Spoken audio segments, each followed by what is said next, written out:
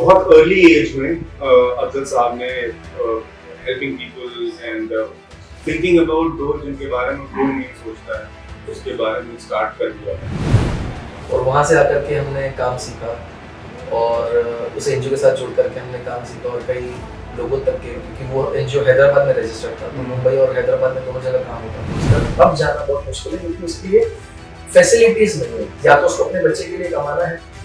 हाँ, बस चूंकि हम लोग फ्री पढ़ाते हैं, हम लोग किसी को चार्ज नहीं करते, इस वजह से अक्सर हमारे पास गरीब बच्चों का तबका ज्यादा होता है। जिनका कोई नहीं होता उनका खुदा होता है, और ऐसे लोगों की मदद के लिए खुदा उन लोगों को लगा देता है जो उनकी मदद करें निस्वार्थ होकर। मैं कई बार ये सोचता हूँ कि जब आज के दौर में लोग अपनों के लिए नहीं खड़े होते हैं, बहुत सारे ऐसे लोग हैं जिनकी आप परवाह तक नहीं करते हैं, उनके लिए बहुत सारी फाउंडेशंस काम कर रही हैं, lot of renowned name in the market right now, और उन्हीं में से एक है आसरा फाउंडेशन। आसरा फाउंडेशन लगभग 16 सेंटर चला रही है, तकरीबन 700 से ज़्यादा बच्चे तालीम हासिल कर रहे हैं, स्किल्ड हो रहे हैं। बहुत सारी विडो उनके यहाँ पे हैं और वो उनकी सहायता कर रही है।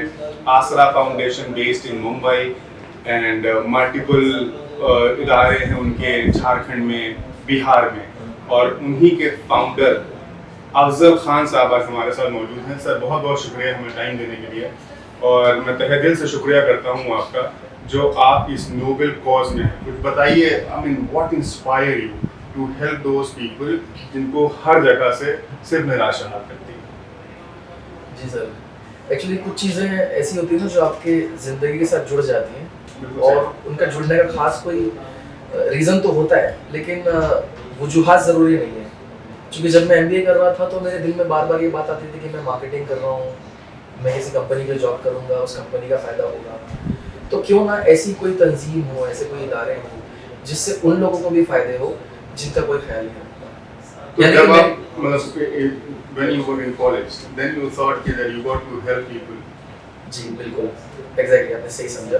उसी वक्त मेरे दिल में ख्याल आता था, मैं खुली आंखों से ख्वाब देखता था कि काश एक ऐसा बहुत बड़ा इदारा हो जहाँ पर पे गरीब बच्चे, मिस्कीन बच्चे, यतीम बच्चे पढ़ रहे हो और उनको अच्छी तालीम हासिल हो। और तालीम के माने ये होता है कि हमेशा ये नहीं है कि दीनी तालीम हो, इसमें दुनियावी तालीम के साथ में मुरक्कब होती है। तो वो ख्वाहिश जो थी वो कॉलेज के वक्त से ही चलती आ रही थी, 2012 के बाद से, और 2014 में फाइनली आकर के वो एक शक्ल इख्तियार करती है धीरे धीरे करके, कि कुछ लोगों को जिनको मेडिसिन की ज़रूरत है, जो मस्जिदों के बाहर आके खड़े होते हैं, लोगों का इंतज़ार करते हैं, उनको वहाँ से अपने पॉकेट से कुछ देने की कोशिश की जाती है। और धीरे धीरे करके किसी का साथ मिलता है, किसी एनजीओ को काम पसंद आता है, और उस वक्त मैं सिर्फ तन्हा था, मेरे साथ कोई भी नहीं था। और वहाँ से आकर के हमने काम सीखा, और उस एनजीओ के साथ जुड़ करके हमने काम सीखा और कई लोगों तक के, क्योंकि वो एनजीओ हैदराबाद में रजिस्टर्ड था, तो मुंबई और हैदराबाद में दोनों जगह काम होता था उसमें। तो वहाँ से हमने काम सीखा, और जो काम सीखा फिर उसके बाद में 2019 में जाकर के हमने खुद का 2021 में जाकर के हमने खुद का एनजीओ रजिस्टर किया। उसके पहले हमने अनरजिस्टर्ड तरीके से लोगों को मदद की, लेकिन 2021 तक के अक्सर नॉर्म्स जो होते हैं गवर्नमेंट के, चैरिटी कमीशन के, ये हमें पता लग चुके थे, क्योंकि हम किसी एनजीओ से एक्सपीरियंस गेन कर रहे थे। तो उसके बाद में खुद का शुरू करना काफ़ी आसान हो गया। So you कहें कि आसरा फाउंडेशन का जन्म 2021 में हुआ। जी बिल्कुल। And उससे पहले when single-handedly you were doing that, when that happened, और क्या आपको इंस्पायर किया? Because usually कॉलेज में जब हम होते हैं, we are thinking about ourselves, our career, our future, and sometimes we think future is near than we expect. तो हम उसके लिए ज़्यादा कश्मकश में रहते हैं कि हमको अपना करियर कैसे संवारना है।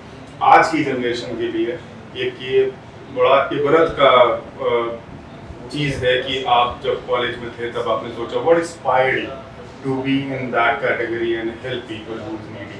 बहुत अर्ली एज में अफजल साहब ने helping people and thinking about those जिनके बारे में कोई नहीं सोचता है उसके बारे में स्टार्ट कर दिया था। एंड मैं वही जानना चाहूँगा अफजल भाई आपसे कि जिस उम्र में इंसान अपने फ्यूचर के बारे में सोचता है, अपने परिवार के बारे में सोचता है, and trying to establish themselves in a certain society की जहाँ पे luxury and necessity comes hand in hand, उस उम्र में आपने किस चीज से इंस्पायर्ड होके you started thinking about poor and needy people? चूंकि तालीम हमारी बहुत अच्छी हुई थी उस वजह से हमारी जॉब भी बहुत अच्छे दर्जे पे चल रही थी, तो इसलिए हमने इंडिया का लगभग एरिया ट्रैवल करके तो कवर कर लिया है, all due to service only. तो इस दौरान काफ़ी जगह घूमने का मौका मिला, कर्नाटक में, गोवा में भी, सातारा में, मालेगांव में, नासिक में, अलग अलग स्टेट्स में, आसाम में, गुजरात में। इसमें खास एक बात ये हुई कि हर स्टेट्स में लगभग बच्चों को हम देखते थे वो तालीम से एकदम दूर रहते थे। हमारे घर में भी अगर कोई मेड आ रही है तो हम पूछते थे आपके बच्चे पढ़ने जाते, तो बोले हम कैसे पढ़ने जाएंगे साहब, हमारे पास उतना पैसा ही नहीं होता है। उनके पास अक्सर लोगों के पास कागजात भी नहीं होते हैं कि वो बच्चों को कहीं भेज सके। तो चूंकि अक्सर स्कूल्स में किसी न किसी कागजात की तो जरूरत पड़ेगी।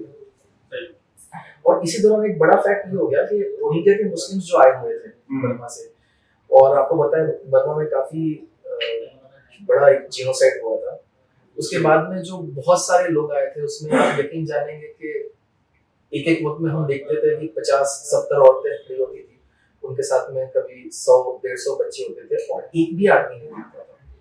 और उनको जब पूछते थे कि आपके शौहर किधर है, आप इतनी सारी औरतें एक जगह पे रुकी हैं, एक जगह पे, और एक भी आदमी नहीं दिख रहा है, तो वो लोग कहते थे हमारे आदमी को मार दिया, हमारे आदमी को मार दिया। तो ये औरतें बिल्कुल ही बेसहारा हो चुकी थी और ये बच्चे भी यतीम हो चुके थे, न इनके पास खाने के लिए कुछ होता था, अक्सर लोगों के पास खास कोई कपड़े भी नहीं होते थे, क्योंकि वो लोग उन वॉर जोन से उन हालातों में निकले थे कि उन्होंने अपने साथ क्या लेके आ सकते थे, वो अपने साथ सिर्फ अपनी जान और अपना ईमान ही बचा करके ला सकते थे। तो यहाँ पे उनको जो बेसिक नेसेसिटीज थी ना वो मिलती ही नहीं।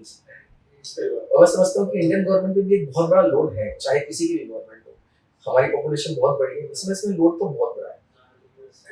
तो उस दौरान हमने 2-3 बार कैंपेन किया इन लोगों में, हमने मुंबई से भी कुछ सामान भेजे थे उनके लिए, हमने हैदराबाद से कुछ हमारी टीम थी वो भी काफी उन्होंने हेल्प किया था। तो हम सब मिल करके उनको कपड़े लगते जितना भी हमसे हो सकता था, फूडिंग आइटम्स हम देने की कोशिश करते थे। तो यहाँ से इस चीज की असल शुरुआत हुई कि हमें एहसास हुआ कि ये एक बहुत बड़ा तबका तो ऐसा है जो एकदम बेसिक नेसेसिटीज होती है ना, अब्राहम मास्लो थ्योरी के हिसाब से अगर आप देखेंगे एकदम बेसिक नेसेसिटी से महरूम हो चुका है। तो हमने वहां से सोचा कि नहीं अब इनके लिए कुछ करना है। अक्सर तो हमारा जो टारगेट है वो बेसहारा बेवा औरतें होती हैं और छोटे बच्चे होते हैं, जिनको हम चाहते हैं कि इनको इतना कम से कम हम अता करने की कोशिश करें बाय ग्रेस ऑफ गॉड कि हम जरिया बन जाए इनकी जिंदगी में, एटलीस्ट कुछ जरिया मौश इनको भी हासिल हो। अगर बच्चे हैं तो कुछ तालीम सीख ले जिससे कि अपनी रोजी रोटी खुद आगे चल के जब वो मेच्योर हो जाए तो कमा सके। औरतें हैं तो एटलीस्ट इतनी स्किल्स सीख जाए जिससे कि वो अपने घर के लिए ब्रेड विनर बन सके। तो अभी आपका इदारा इन्हीं सारी चीज़ों को लेकर काम कर रहा है, जैसे आपने बताया कि आपके 16 इदारे हैं वर्किंग राइट नाउ, तो उसमें एक तो ये होता है कि आपने एजुकेशन सेक्टर पे बहुत ज़्यादा ध्यान दिया। Second of all, I mean, which has been run a huge, massive campaign from the Prime Minister itself, Skilled India, जो कि मेरे हिसाब से one of the best initiative India has ever got, क्योंकि स्किल्ड इंडिया में आने के बाद आप ब्रेड अर्नर बन सकते हो जो आप पे डिपेंडेंट है। तो इसको लेकर कहाँ से आपके जहन में आया कि स्किल्ड इंडिया में इंस्टेड ऑफ की एजुकेशन सेक्टर के तरफ और उन औरतों के लिए अगर हम स्किल प्रोवाइड कर सकते हैं, तो ये सारे thought where it come from and what made you decide particular state और city, because India is a diverse country. अगर आप इंडिया की बात करें तो हमारे पास आज की डेट में 3 जनरेशन एक साथ रह रही है, जो एक बहुत ही लग्जूरियस लाइफ जी रहा है, दूसरे हैं हमारे आपके जैसे middle class, and third generation is which is under the poverty line, below the poverty line. तो उनको अगर हमें अपलिफ्ट करना है तो I think which is the best way to skill और एजुकेट, और आपने दोनों सेक्टर में ही बहुत अच्छा काम कर रहा है आपका इदारा। उसके बारे में कुछ बताइए कि how this started and what exactly you guys are doing for them. जी, पहले तो मैं गवर्नमेंट ऑफ इंडिया का बहुत बहुत शुक्रिया मानूंगा। स्किल्ड डेवलपमेंट और स्किल्ड सेक्टर को लेकर के जो गवर्नमेंट ने काम किया है बिल्कुल काबिल तारीफ है। राइट टू एजुकेशन को लेकर के जो गवर्नमेंट ने काम किया है ऐसा काम तो शायद ही किसी ने कभी किया हो, मैं एकदम साफ अल्फाज में कहता हूँ। तो गवर्नमेंट ने जो डिसीजन लिया है दोनों ही, ये गवर्नमेंट की पहले मैं बताता हूँ फिर अपनी बताता हूँ। गवर्नमेंट ने स्किल इंडिया भी ओपन किया, गवर्नमेंट ने राइट टू एजुकेशन किया। अब 4 साल का बच्चा है उसको स्किल इंडिया से कुछ नहीं करना, उसकी उम्र पढ़ने की है, उसके लिए आपने राइट टू एजुकेशन कर दिया, उसके लिए एजुकेशन हो गया। लेकिन साथ में 30 साल की औरत है, फर्स्ट के लिए जो उसकी माँ है, वो तो अब राइट टू एजुकेशन में नहीं आ सकती ना। वो इस वक्त वो अगर एजुकेशन लेगी भी तो कितने साल तक उसकी तालीम चलेगी? 5 साल चलेगी, 10 साल चलेगी? ABCD से शुरू होगी, कहाँ से शुरू होगी? और जो दौड़ चल रही है उसमें शायद वो हिस्सा ना ले। तो उसके लिए स्किल इंडिया कि अगर वो भले से पढ़ी लिखी नहीं है लेकिन एटलीस्ट कुछ ऐसे कोर्सेज कर लेती है जिसमें गवर्नमेंट बहुत ज्यादा हेल्प करती है। बहुत सारे NGOs की उनके टैक्स माफ होते हैं, उनके लिए बहुत सारी स्कीम्स गवर्नमेंट की तरफ से माइनॉरिटी को लेकर की आती है, जिसमें कि बात करता आप देखेंगे कि बड़े-बड़े NGOs से इनको बहुत सारी एमिनिटीज मिलती है गवर्नमेंट की तरफ से, फैसिलिटीज मिलती है, मशीनरीज तक के कई बार करवाई जाती है। तो इसमें फायदा ये होता है कि वो औरत जो है जिसके हम जो हम बालिगा की कैटेगरी में कंसीडर करते हैं, जिनको हम कहते हैं कि मेच्योर हो चुकी है और वो पढ़ाई की तरफ अब जाना बहुत मुश्किल है क्योंकि उसके लिए फैसिलिटीज नहीं है। या तो उसको अपने बच्चे के लिए कमाना है या तो फिर उसको जाकर के सीखना है। अब अगर वो जाके सीखेगी तो फिर ब्रेड भी ना होगा, ये भी एक सवाल है। तो इसलिए दोनों सेक्टर में साथ में हैंड इन हैंड काम करना की जरूरत है और ये गवर्नमेंट ने किया, ये अच्छी बात है। यही चीज को मद्देनजर रखते हुए हम भी कह रहे हैं हमारे पास जो बच्चे छोटे बच्चे आते हैं 5 साल के, 7 साल के, 8 साल के, हम उनको स्किल डेवलपमेंट में नहीं देते, कतई नहीं देते। इस वजह से क्योंकि वो बच्चे इस वक्त तालीम याफ्ता है, बेहतर होगा कि वो ABCD सीखे, इंग्लिश सीखे, हिंदी सीखे, मैथ्स यानी हिसाब सीखे, गणित सीखे, साइंस सीखे। ये बच्चे जब इन तालीम में मजबूती हासिल कर लेंगे फिर उसके बाद वो अपनी जिंदगी के बाद जो भी करना चाहे कर सकते हैं। वो चाहे 10वीं कर सकते हैं, 12वीं कर सकते हैं, 12वीं करने के बाद वो कुछ भी कोर्स भी करना चाहे, छोटे मोटे कोर्सेज, IT के कोर्सेज, डिप्लोमा कोर्सेज, वो किसी भी कोर्स में जाकर वो अपने आप को लेवल अप कर सकते हैं। लेकिन पहले उनके लिए क्या जरूरी है? सबसे पहले जरूरी उनके लिए कि वो तालीम हासिल करें। तो हम जो छोटे बच्चे होते हैं उनके लिए हम पूरी तरह से सिर्फ और सिर्फ एजुकेशन पर ध्यान देते हैं। लेकिन जो बालिका औरतें होती हैं उनके ऊपर हम ये ध्यान देते हैं कि वो स्किल डेवलपमेंट है। इसी वजह से हमारे सेंटर्स में अक्सर आप देखेंगे हम लोग सिलाई मशीन्स रखते हैं और उनको सिखाने की ज्यादा से ज्यादा कोशिश करते हैं ताकि वो अपना खुद के घर के लिए खुद कुछ ना कुछ करने की कोशिश करे और उससे उनकी जरिया माश तैयार हो जाए। कमिंग टू सेकंड क्वेश्चन की देखिए, आई कम फ्रॉम मुंबई, आप हैं दिल्ली से, ये बहुत बड़ी सिटीज है, यहाँ पे लोगों के दिल भी बड़े होते हैं, उनके पॉकेट्स भी बड़े होते हैं और वो हेल्प भी करते हैं, इसमें कोई दो राय नहीं। लेकिन इसके अलावा भी आप इस बात से तो वाकिफ है कि कहीं ना कहीं हम अभी भी टियर 2 और टियर 3 सिटीज को लेकर के हमारे प्लान्स जो है हम पूरी तरह से उसमें अमल में नहीं उतार सकते। सोशल टैबू है मतलब छोटी सिटियों का, दे स्टिल देयर, वो स्टिग्मा है जी। अगर आप बम्बई और दिल्ली के एजुकेशन देखेंगे तो उनके जो बड़े-बड़े स्कूल्स होते हैं, इदारे होते हैं, उसमें इतनी फाइन लाइन क्वालिटी की एजुकेशन होती है कि क्या बताऊं। लेकिन अब जब मैं घूमता हूँ बिहार में, झारखंड में, सॉरी मैं किसी को बुरा नहीं कहना चाह रहा, बट वहाँ पे उस टाइप की ना तो स्कूल होती है और बात स्कूलें होती है तो उनके एजुकेशन के लेवल इतने दर्जे के नहीं होते। आप यकीन करेंगे हमारा जो एक एजुकेशन सेंटर है जहाँ पे जो कि बसंत राय में है, वहाँ पे 70 बच्चियाँ 70 बच्चियाँ पढ़ती हैं। उसके एग्जैक्टली अपोजिट में एक ऐसा गवर्नमेंट सेंटर है जहाँ पे गवर्नमेंट की टीचरों को 1 लाख रुपया दिया जाता है। उसके बाद भी जब हमने 2-3 बार ध्यान से देखा तो बच्चे आकर खेल रहे हैं लेकिन मास्टर जी मौजूद नहीं है। तो मैं गवर्नमेंट की बात नहीं कहूँगा, मैं गवर्नमेंट को इस पे पकड़ता भी नहीं, ये तो जाती हर किसी ये सिस्टम की कमी है which needs to be rectified। अगर गवर्नमेंट को कहना पड़ रहा है, I think I mean, we are from the media fraternity. I think we should take a stand. अगर दिल्ली गवर्नमेंट ने स्कूल्स पे, एजुकेशन पे काम किया है, पूरा वर्ल्ड उसको बोलता है। एंड आज दिल्ली गवर्नमेंट के जो गवर्नमेंट स्कूल्स एंड कॉलेजेस हैं, which is very fine, and the kind of education, the kind of atmosphere, infrastructure दोनों दिया, I think that needs to be implemented entire India। वो बिल्कुल होना चाहिए। And I think इसको कोई criticize करे तो I think government should take care of it, क्योंकि ये चीजें हैं। आज भी बहुत सारे ऐसे मिडिल स्कूल्स हैं, प्राइमरी स्कूल्स हैं जहाँ पे टीचर्स अपनी प्रॉक्सी लगवाने के लिए प्रॉक्सी चलती है, उनके बच्चे आते नहीं है, एजुकेशन में कुछ नहीं है, एक बस नाम का स्कूल चलता है। And the people like you who is working on the ground, and I would say that hats off to you guys कि 70 बच्चों की जो जिम्मेदारी फॉर इंस्टेंस की आपने एक सेंटर से ली है, अगर उन 70 बच्चों में से एक भी बच्चा अपना मुस्तकबिल बना गया तो आपको सारी उम्र फख्र महसूस होगा। I mean, which makes a very good feeling कि whenever I kind of see my podcast or my videos to my old teachers, they kind of make very, I mean, they feel very proud कि you are amongst those 70 or 80 kids जिसको मैं कभी पढ़ाया करता हूँ। तो ये feeling हम श्योर आपके अंदर भी आती होगी कि इसमें से एक भी बच्चा अगर निकल गया हमारा, तो तो मेरी जिंदगी बन गई, that kind of feeling that everybody has these days। और जैसे आपने बोला कि अगर हम उस सिस्टम को करेक्ट करें, और आप यहाँ भी अगर 70 बच्चे पढ़ रहे हैं फॉर एग्जांपल कि अलग अलग इदारों में अलग अलग नंबर्स होंगे आपके पास, तो इनका क्या सिस्टम, इनका क्या एल्गोरिथम बनाया है आपने कि anybody can walk in and get education, और आप पहले आइडेंटिफाई करते हैं और हाउ द सिस्टम वर्क्स। जी देखिए, जैसे मैंने थोड़ी पहले बताया था कि अक्सर इदारों में teachers are just not present, they have proxy type of attendance they do, and just in front of that हमारा खुद का इदारा मौजूद है, we are trying to give quality. तो हमारा जो प्राइमा फेशिया है ना, वो कभी आइडेंटिफिकेशन पे आकर के एंकर नहीं होता, जो भी पढ़ना चाहता है वो आ सकता है। अच्छा ये भी क्यों है, ये भी बता देते हैं।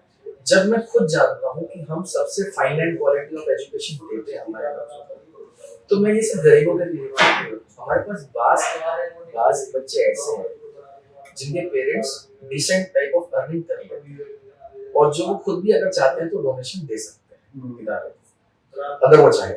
न चाहे तो कोई बात नहीं, हमने कुछ फीस भी रखी है, तो कुछ बच्चे हैं जो फीस दे सकते हैं, और वो छोटी फीस है, मतलब 100 रुपया या 200 रुपया। आप यकीन मान लीजिए 95% फीस नहीं आती, हमने बस वो नाम के लिए रखी है कि कुछ बच्चे ऐसे हो जिनके पेरेंट्स अगर दे सकते हैं तो वो दे दें, और अक्सर तो समझ के चलिए कि वो नहीं दी जाती। तो हम कभी भी क्वालिटी एजुकेशन देने के बाद फिर हम कभी रोक नहीं लगाते हमारे तरफ से कि ये हमारे सीलिंग है या फिर ये हमारा बिग पॉइंट है कि इसके आगे मतलब हम बच्चे नहीं लेंगे, या फिर मतलब क्वालिटी हम पहले से एसेस कर रहे हैं कि नहीं इतने ग्रेड होंगे बच्चे तो लेंगे, वैसा नहीं। बच्चे किसी भी लेवल के आ सकते हैं। हाँ बस चूंकि हम लोग फ्री पढ़ाते हैं, हम लोग किसी से चार्ज नहीं करते, इस वजह से अक्सर हमारे पास गरीब बच्चों का तबका ज्यादा होता है। सही बात है। आई मीन जैसे अभी दिल्ली में भी बहुत सारे ऐसे कैंपेन चली थी, इसमें 10 रुपए थाली चल रही थी, और 10 रुपए थाली में माशाल्लाह बहुत अच्छा खाना था। तो मैंने उनसे जाके पूछा कि आप अगर you are giving that food and you are charging at 10 rupees, which is somehow it's not matched to the quality that you are giving to us. तो he said कि जो हिंदुस्तानी है ना वो खुददार है, वो फ्री नहीं खाएगा, वो उसकी कीमत देगा तो वो खा लेगा। और जो मिडिल क्लास कौम है हमारी, वो बहुत ज्यादा खुददार है, वो कभी किसी के आगे हाथ नहीं फैलाएगी। उसे लगता है कि मैं 10 रुपए इनको पे कर रहा हूँ और उसके एवज से मुझे खाना दे रहे हैं। तो ये जो मिनिमल स्टिक फीस वाला कॉन्सेप्ट है, I think which is very very good and it has to be implemented on all your centres. और अपार्ट फ्रॉम दैट, जो आपका विडो सिस्टम जो आपने बनाया है, the one who is needy the more, because हमारे समाज में जो तबका पढ़ा लिखा नहीं है, और पढ़ा लिखा नहीं होने की वजह से उनका जो दिनचर्या है, जो उनका डेली सिस्टम चलता है, it's got to take money from morning and got to spend at the evening। तो उनका कुछ ऐसा ही साइकिल है हैंड टू माउथ का। और जब उनका ब्रेड अर्नर फॉथ हो जाता है या फिर for some reason they got separated, तो उस बीवी पे और उनके बच्चों पे जो असर पड़ता है वो सोसाइटी में दिखता है, and that's how that comes I mean people comes with the numbers, like criminal rate increase होता है, a lot of things takes place। तो उसको समझने के लिए आपने क्या सोचा and how you come with the concept कि इनको स्किल करते हैं? जी दरअसल ऐसा है कि ये मान के चलिए कि या तो हस्बैंड की डेथ हुई है या फिर जैसे आपने कहा कि मुतल्ला का वो उनका डिवोर्स है, अब उसके बाद माँ बेचारे अकेली पड़ जाती है, एन उनकी ने कई मतलब 2 या 3 बच्चे होते हैं। हम अब वो माँ जो है ना, वो उसको स्किल ट्रेनिंग करनी है पहली बात, और बच्चे जो है वो छोटे हैं, स्किल ट्रेनिंग के लिए कम से कम 2 घंटा 3 घंटा रोज देना पड़ेगा। ये ट्रेनिंग तो चलो एन उनकी ने कि 6 मंथ में या तो केक मेकिंग या सॉफ्ट टॉय मेकिंग या फिर किसी दर्जे में आप समझिए कि सिलाई की उन्होंने ट्रेनिंग सीख ली। उसके बाद जब उनका काम शुरू होगा ना, वो टाइम पे ये मान के चलिए कि वो सवेरे से शायद हो सकता है उनके पास ज्यादा काम आ जाए, 10 बजे से शाम को 5 बजे तक उनको बैठना पड़े, तो बच्चों की तालीम का क्या होगा? तो ऐसी माएँ जो हैं जो सेपरेट हो चुकी है या फिर मतलब उनके शौहर फौत हो गए हैं, we would always suggest and we always keep on suggesting that you send your kids to the learning center, let them stay there। हमारे पास दोनों कॉन्सेप्ट मौजूद है। कुछ ऐसे सेंटर्स हैं हमारे जहाँ पे हम सिर्फ पढ़ा करके बच्चों को भेज देते हैं, which is just like school, and कुछ ऐसे कॉन्सेप्ट है जहाँ पे we give them hostel as well, यानी हमारे पास रहने का भी बंदोबस्त होता है, अच्छे अच्छे कूलर्स देते हैं, हम उनको अच्छे कारपेट्स देते हैं, अच्छी रिहाइश देते हैं और अच्छी तालीम देने की पूरी पूरी कोशिश करते हैं। तो तालीम में उनके लिए पूरी तरह से इंग्लिश आ जाता है, मैथ्स आ जाता है, साइंस आ जाता है, हिंदी आ जाता है। तो एक मोटा मोटी बेसिक तालीम जिसकी जरूरत है वो हो जाती है। प्लस वो घर से चूंकि इस दर्जे में तो कट जाते हैं कि उनकी माँ को बॉदर ना करे, तो माँ एटलीस्ट अपना लाइवलीहुड स्किल सेंटर से सीखने के बाद कुछ ना कुछ तो अपना लाइवलीहुड वो चला लेती है। तो इस तरीके से हमको दोनों को वक्त की नजाकत को देख करके अलग करना पड़ता है, लेकिन ये उनके बेहतरी के लिए होता है।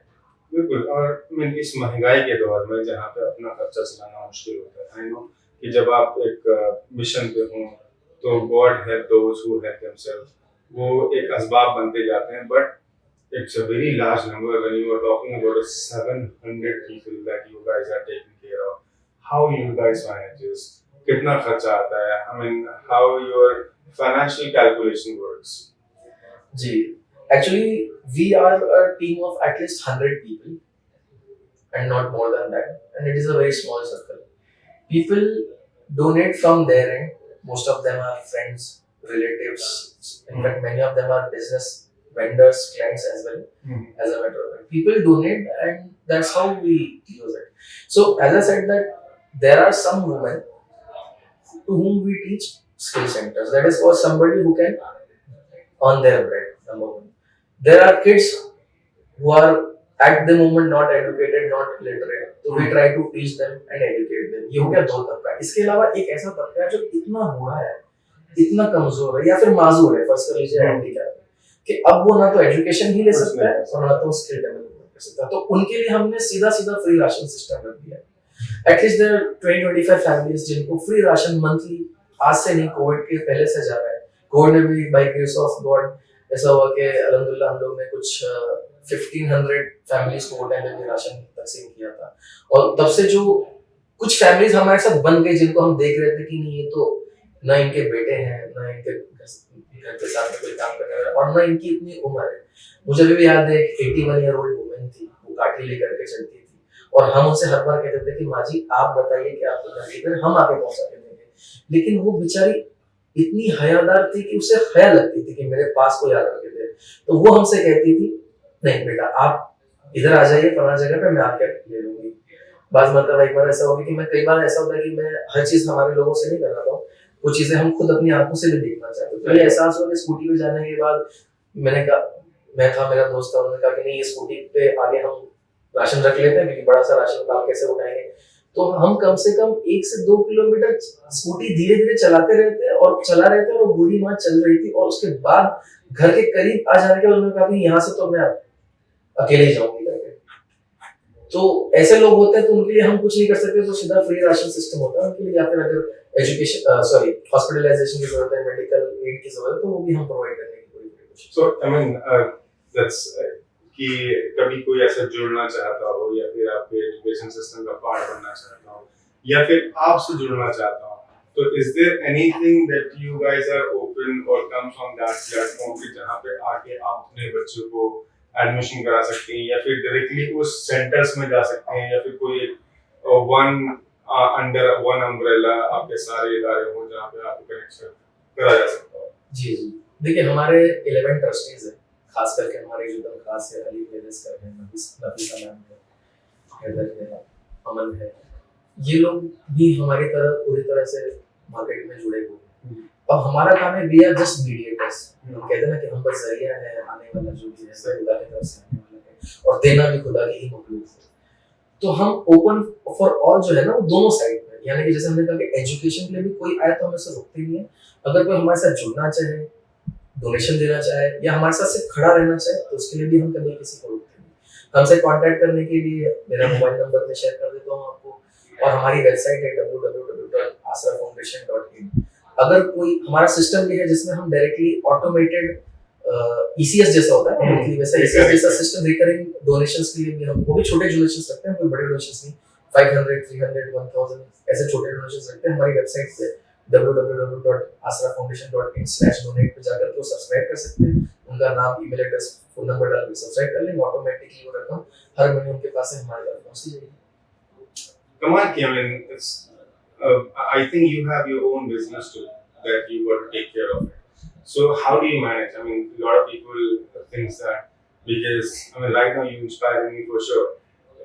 कि हम अपने ऐसे busy schedule में कैसे time निकालें. I remember one campaign that I was a part of. You gave us 1 hour or maybe 2 hours.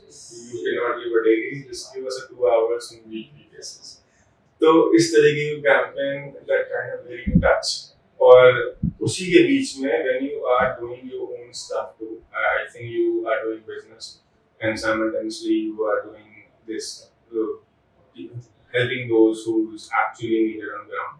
तो अगर कोई ऐसा शख्स है जो अपनी लाइफ में बिजी है, उसको क्या बोलना चाहोगे that how you can maintain that both life? Because obviously if you have something, then एक उसका एक बहुत ही स्लाइटली पार्ट उन लोगों के लिए भी होना चाहिए जो उसके लिए ब्रेड बटर एंड डेली की फीडिंग इम्पोर्टेंट है, शायद आपसे ज्यादा।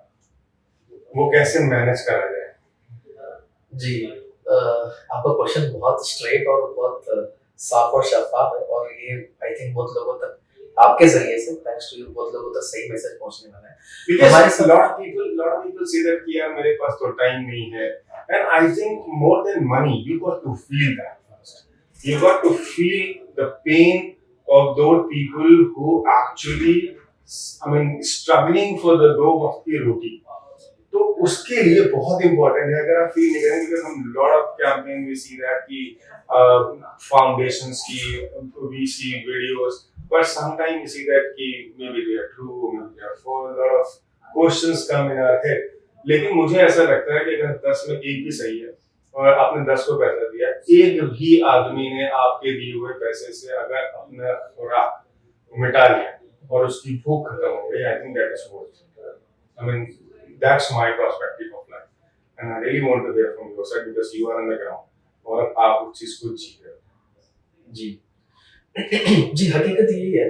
कुरान में अल्लाह फरमाता है जिसका मफ़हूम है कि जो हमारे दीन की मदद करेगा उसके ज़ाती काम हमारे ज़िम्मे। ये हर मुसलमान को पता है। यानी कि आप जब भी दीन की मदद कर रहे हो खुदा की, और उसके दीन में ये सब लोग भी आते हैं, गरीब हैं, तो आपके ज़ाती काम उसके ज़िम्मे है, ये वो बताते है ना। तो जब खुदा के ज़िम्मे आपके काम हो गए तो आपके काम तो आसान हो ही जाएगा। तो ये असल जो है ये शॉर्टकट है, सच कहूँ तो अक्सर लोग जानते हैं। हाँ, ये है कि हमारे वतन में मैं देखता हूँ हमारे पेरेंट्स 9 to 5 जॉब करते थे। अब वर्किंग आवर्स जो है ना बहुत ज्यादा एक्सटेंड हो गए, 9:30 से 7:30 हो रहा है। घर से निकल रहे हैं 7 बजे 7:30 बजे, रात में आ रहे हैं कम से कम 10 बजे। अपनी बच्चों को टाइम नहीं दे पा रहे, अपनी फैमिली को टाइम नहीं दे पा रहे। जो अपनी जाती फैमिली को टाइम नहीं दे पा रहे हैं, वो सोसाइटी को क्या टाइम दे? बिल्कुल सही। इस वजह से कॉर्पोरेट से भी मैं दरख्वास्त करता हूँ कि लाइफ को इतना ही स्ट्रेच करिए किसी के लिए कि वो आपके साथ हंसी खुशी काम करे। यानी कि आप देखेंगे कॉर्पोरेट पॉलिटिक्स में बहुत कुछ होता है कि लोगों को बस बताने के मैं 8 बजे तक रुक रहा हूँ, लेकिन अगर आप यूनिट ऑफ वर्क के हिसाब से देखेंगे तो यूनिट ऑफ वर्क कंप्लीट नहीं हो रहा है। अगर आप उनको खुश रखेंगे तो एन मुमकिन है 4 बजते बजते वो सारे काम कर ले और आगे के 2 घंटे में एक्स्ट्रा काम नहीं करके चले। तो हमको लोगों की जिंदगी आसान बनाने को देखना चाहिए, मुश्किल नहीं। फिर क्या होता है कि इतना ज्यादा प्रेशर होता है, एचआर कहीं से प्लान लेकर आते हैं कि नहीं अब हमको इनको ट्रिप पे लेके जाना है। किस दिन जाएंगे? संडे को जाएंगे। फिर आपने उनका एक दिन